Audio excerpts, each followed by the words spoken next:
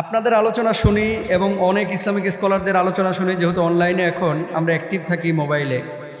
সম্প্রতি দেখতে পাচ্ছি আগে ছিল বক্তা, এখন হয়েছে টিকটকার। চুলের কাটিং চেঞ্জ করে এখন নায়কও হতে যাচ্ছে।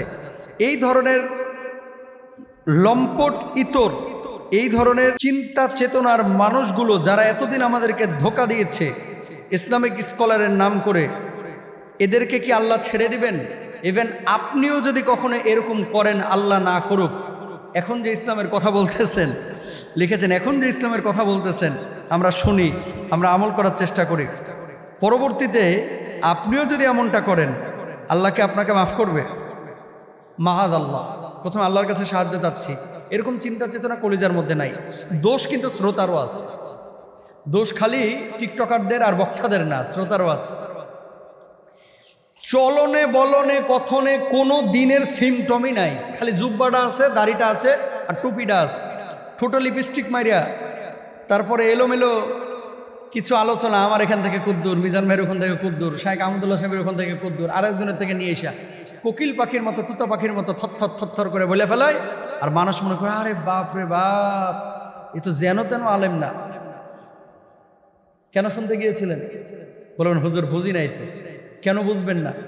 একজন স্কলারের 20টা আলোচনা শুনলে বোঝা যায় যে স্কলারটা দূর কুদ্দুর, এবং উনি পড়াশোনা করেন কিনা, কোরআন হাদিস সম্পর্কে তার মানে জ্ঞান আছে কিনা।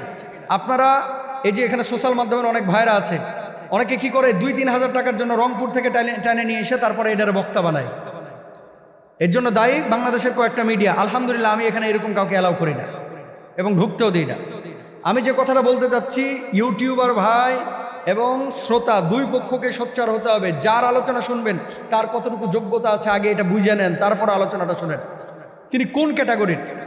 লজ্জায় মাথা নত হয়ে যায়। আসলে আমরা যাচ্ছি কোথায়? এতদিন ছিল বক্তা, ওয়াজ করেছে ইউটিউবে, বিভিন্ন মাহফিলেও দাওয়াত দিয়েছে, আর আজকে সে নায়ক হতে যাচ্ছে। জামার ঠিক নাই, পাঞ্জাবির ঠিক নাই, দাড়ির ঠিক নাই, চুলের কাটিং কুটিং করে এই বদমাইশি দেখবেন আবার 20 দিন 25 দিন পরে ভাইরাল হয়ে গেল, আবার হাজির ভাব ধরবে, জুতা দিয়া পিটাইয়া এই সমস্ত লম্পটগুলোকে সাইজ করে ফেলা উচিত। আর বাংলাদেশের মানুষ এত ক্ষমা করতে জানে, ক্ষমা করে দেন। ভুল হলে ক্ষমা অবশ্যই করবেন, কেন করবেন না?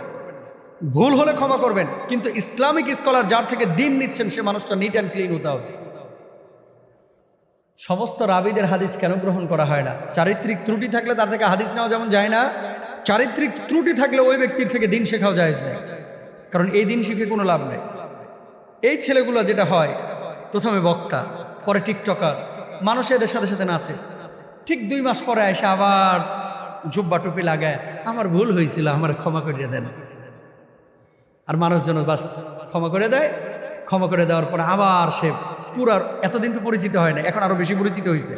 কারণ এই দেশের মধ্যে নেগেটিভ মার্কেটিং যে যত বেশি করতে পারে, ওইদিকে প্রেম নিয়ে খালি আলাপ করে, আবার ফেসবুকে স্ট্যাটাস দেয়, যতই হিংসা করো না কেন কোনো লাভ নাই, জনপ্রিয়তা কিন্তু কমতেছে না।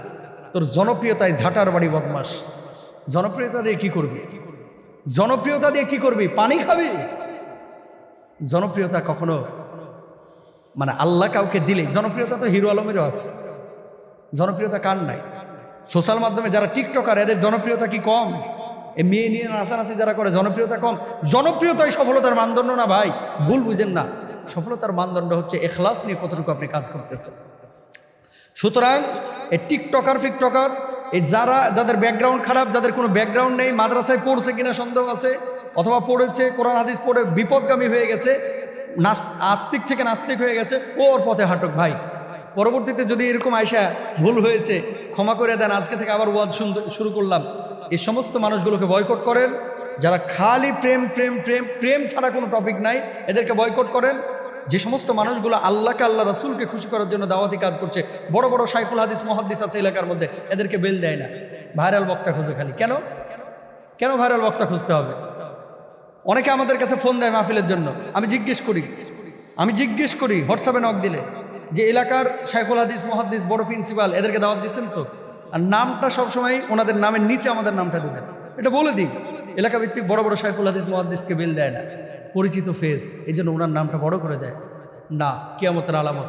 আল্লাহ আমাদেরকে বুঝদান করুক। এই টিকটকার, এই মানে বিকারগ্রস্ত এই সমস্ত মানে মাদকাসক্ত লম্পট ইতরদের থেকে আল্লাহ রব্বুল আলামিন আমাদের বাংলাদেশের মানুষগুলোকে, জমিনটাকে হেফাজতে রাখুক। আমিন।